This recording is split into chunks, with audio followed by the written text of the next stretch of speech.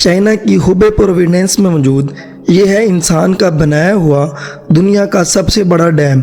2300 metre चौड़ा और 60 story building जितना ऊंचा थ्री गोर्जियस डैम चाइना की सबसे लंबी रिवर के पानी को रोके बैठा है। मेरे YouTube चैनल पर आपको एक बार फिर से खुशामदीद। वीडियो पसंद आने की सूरत में चैनल को सब्सक्राइब करना मत भूलिएगा।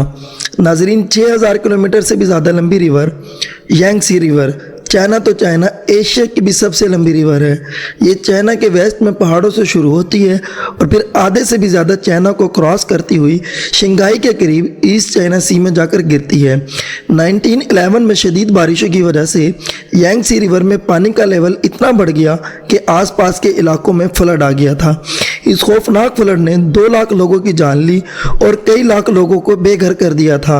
इस वाक़ये के 20 सालों के बाद 1931 में एक बार फिर से यांगसी रिवर में बारिशों की वजह से फ्लड आ गया और इस बार जो तबाही हुई उसने पूरे चाइना को हिला के रख दिया।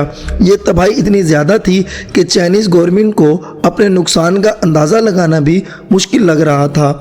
रफ एस्टिमेट्स के हिसाब से इस नेचुरल डिज़ास्टर में 30 लाख इंसानी जानें ज़ाया हुई थी। इतना ज़्यादा नुकसान के बाद भी आने वाले सालों में यांगसी रिवर पे फ्लड्स का सिलसिला थम ना सका। इस मसले से जान छुड़ाने का सिर्फ एक ही ऑप्शन था कि यांगसी रिवर का पानी रोककर एक डैम बनाया जाए। लेकिन इतनी बड़ी और वाइल्ड रिवर को रोकने के लिए चाइना को कुछ बड़ा करके दिखाना था।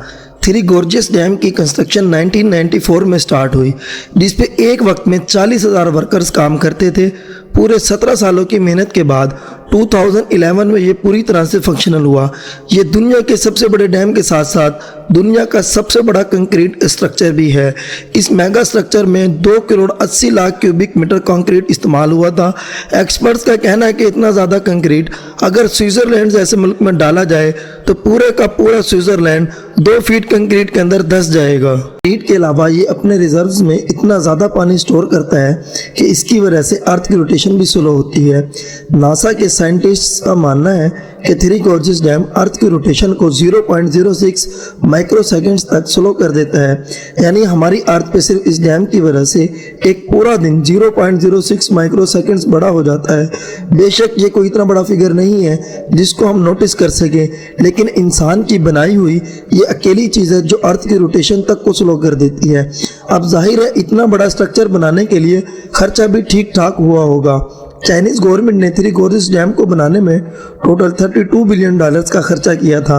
हैरत अंगेज तौर पर 100 कंट्रीज़ ऐसी हैं जिनका total GDP three gorgeous dam की कॉस्ट से भी कम है। सबसे बड़ा डैम होने के साथ साथ ये दुनिया का सबसे बड़ा पावर प्लांट भी है। इसमें टोटल 32 पावरफुल टर्बाइन जनरेटर्स लगे हैं जो कुल मिलाकर 22,500 मेगावाट इलेक्ट्रिसिटी बनाते हैं। डैम के बॉटम पे पानी का प्रेशर को डाउन स्ट्रीम रिवर में छोड़ने के लिए उनमें हैवी ड्यूटी टर्बाइंस का इस्तेमाल किया गया है। पानी का प्रेशर टर्बाइंस को रोटेट करता है और साथ लगा जनरेटर 700 मेगावाट इलेक्ट्रिसिटी प्रोड्यूस करता है।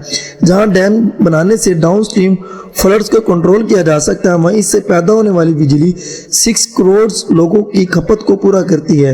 अगर इसका कंपैरिजन दूसरे पावर प्लांट से किया जाए तो दुनिया का दूसरा बड़ा पावर प्लांट साउथ अमेरिका में मौजूद एटाइपो डैम में इंस्टॉल्ड है, जिसकी output capacity three gorgeous dam के आसपास भी नजर नहीं आती।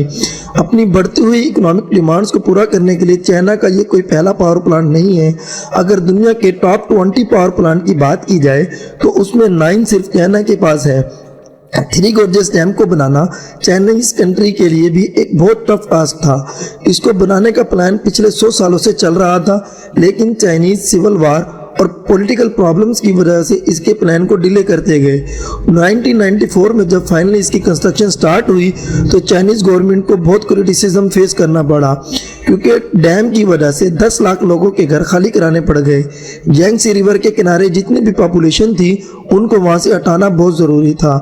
आज भी 1500 से ज़्यादा छोटे बड़े टाउन्स इसी डैम के पानी के नीचे मौजूद हैं। अगर स्टेलाइट इमेज में देखा जाए तो यांगसी रिवर 1994 से पहले कुछ इस तरह दिखती थी कि पहाड़ों के बीच से गुजरता हुआ रिवर का लेवल डैम बनाने के बाद काफ़ी ज़्यादा राइज होने वाला था। ठीक इसी जगह पर दोनों पहाड़ों के दरमियान बीच में 2300 मीटर लंबी और 180 मीटर ऊंची कंक्रीट की वाल को खड़ा किया गया। यांगसी रिवर के पानी को रोका गया स्टेलाइट इमेज में आप देख सकते हैं कि डैम बनने से पहले रिवर की चौड़ाई सिर्फ 700 मीटर थी, लेकिन डैम बनने के बाद ये 3600 मीटर तक फैल गई। पर सवाल है कि इतने ज़्यादा पानी के रास्ते को ब्लॉक करके इसके आगे डैम की वाल को कैसे बनाया गया।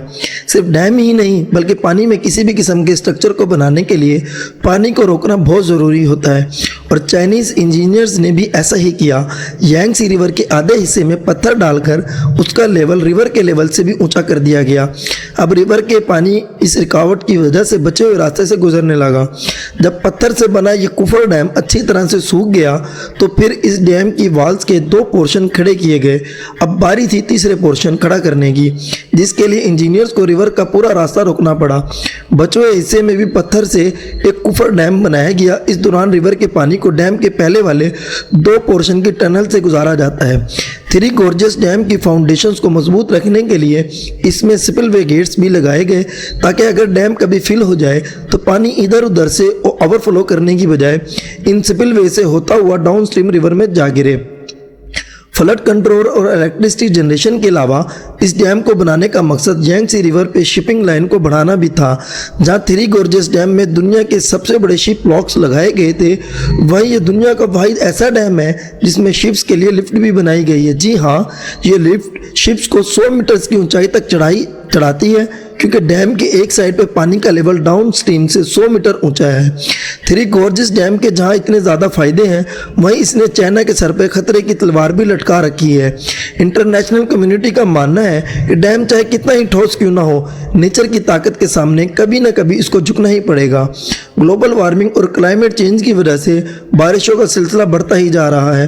थ्री गॉर्जेस डैम, जिसकी मैक्सिमम लेवल 175 मीटर है, बढ़ती हुई बारिशों की वजह से इसमें पानी का लेवल 164 मीटर तक भी रिकॉर्ड किया जा चुका है। इस खतरे के अलावा एक और खतरा भी है। एक्सपर्ट्स का मानना है कि डैम में पानी भरने की स्पीड 50,000 क्यूबिक मीटर पर सेकंड है, लेकिन इसमें से पानी निकलने की स्पीड सिर्फ 38,000 क्यूबिक मीटर पर सेकंड है, जिसका मतलब है कि हर गुजरते लम्हे डैम का लेवल बढ़ता ही जा रहा है, और ये चीज़ डैम को नुकसान पहुंचाने का रिस्क बढ़ा रही है। बड़े बड़े डैम्स का फेल होना कोई नई बात नहीं।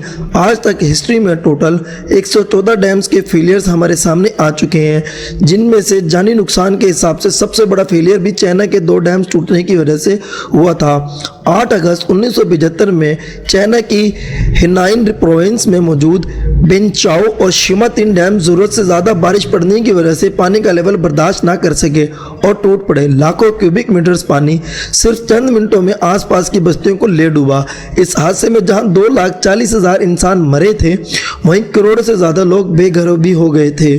थ्री गॉर्जेस डैम, जो इन डैम से कहीं ज़्यादा बड़ा है, अगर इसमें कोई ऐसा हादसा हुआ तो ये इंसानी तारीख का सबसे बड़ा हादसा कहलाया जा सकता है। उम्मीद है ये वीडियो आपको ज़रूर पसंद आएगी। वीडियो पसंद आने की सूरत में दोस्तों के साथ शेयर कीजिएगा और अपनी आरा कमेंट्स में ज़रूर दीजिएगा। आपका बेहद शुक्रिया। मिलते हैं अगली बेहतरीन वीडियो में। अल्लाह हाफिज़।